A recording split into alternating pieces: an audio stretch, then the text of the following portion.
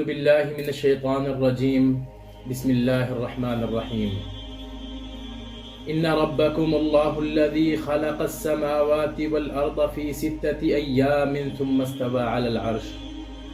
يغشي الليل النهار يطلبه حثيثا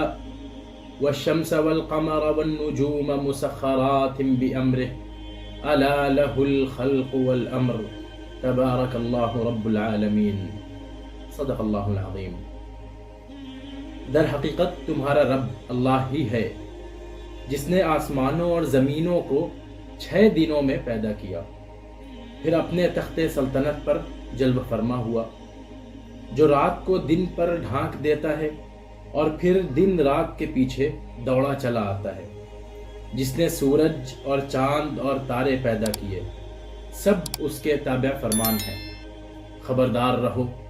اسی کی خلق ہے اور اسی کا امر ہے، بڑا بابرکت ہے اللہ، سارے جہانوں کا مالک اور پروردگار۔ میرے عزیزو، اس آیت میں اللہ تبارک و تعالی نے پہلے کائنات کے پورے نظام کو وہ کس طرح چلا رہا ہے اس کا ذکر کیا ہے، اور اس آیت کے اخیر میں ایک بڑی ہی اصولی قسم کی گفتگو کی ہے۔ اللہ تبارک و تعالی کا فرمان ہے، خبردار رہو،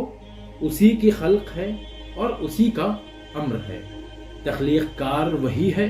حکم اسی کا چلنا چاہیے۔ کتنی آسان،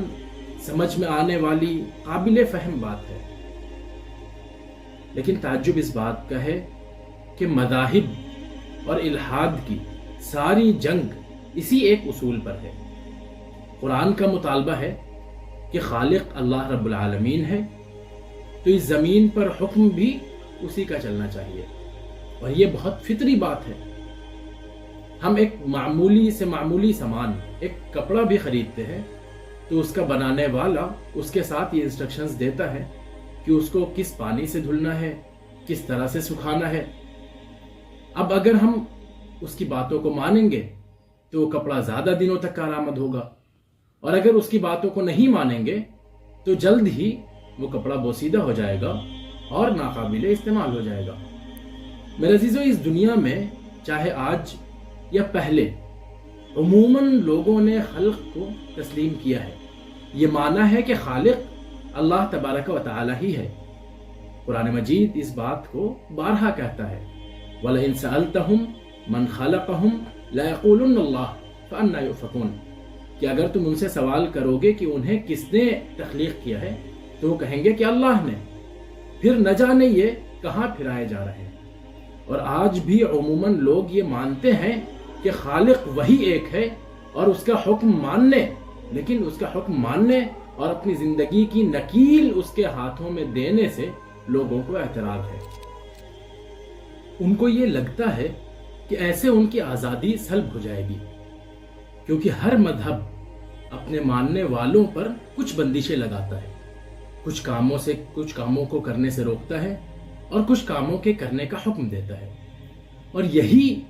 ان ملحدین کے حلق کا کانٹا بنا ہوا ہے۔ میرے عزیزو، اس سلسلے میں سمجھنے کی بات یہ ہے کہ مختلف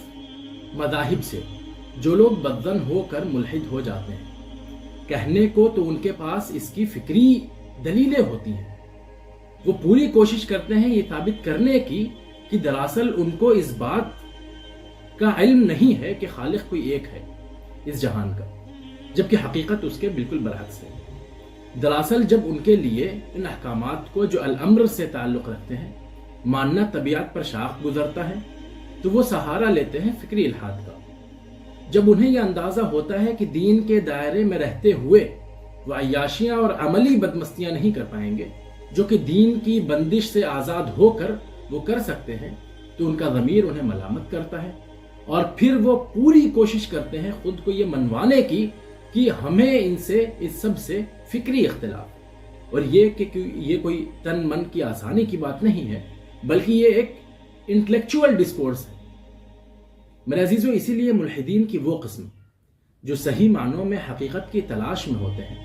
اور عملی بدقماشیوں کا شکار نہیں ہوتے، انہیں ایک نہ ایک دن حق کی معرفت ہو جاتی ہے، یا آپ میں اس واقعے میں جو دور جاہلیت کے 3 لوگ خانہ کعبہ کے پاس حق کی تلاش میں نکلے تھے،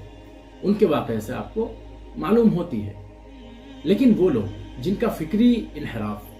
دراصل عملی عیاشیوں کو ثبوت فراہم کرنے کے لیے ہوتا ہے، ان سے یہ امید کم ہی ہوتی ہے کہ وہ کبھی ایمانداری سے حق کی تلاش کریں گے یا حق تک پہنچ پائیں گے۔ انک لا تہدی من احببت ولکن اللہ یہدی من یشاء، کہ بے شک تم جسے چاہو اسے ہدایت نہیں دے سکتے، بلکہ اللہ تبارک و تعالی جسے چاہے اسے ہدایت دیتا ہے۔ اللہ تبارک و تعالی سے دعا ہے کہ وہ ہمیں عقل سلیم سے نوازے، قلب سلیم سے نوازے۔ آمین۔ وآخر دعوانا ان الحمد للہ رب العالمین۔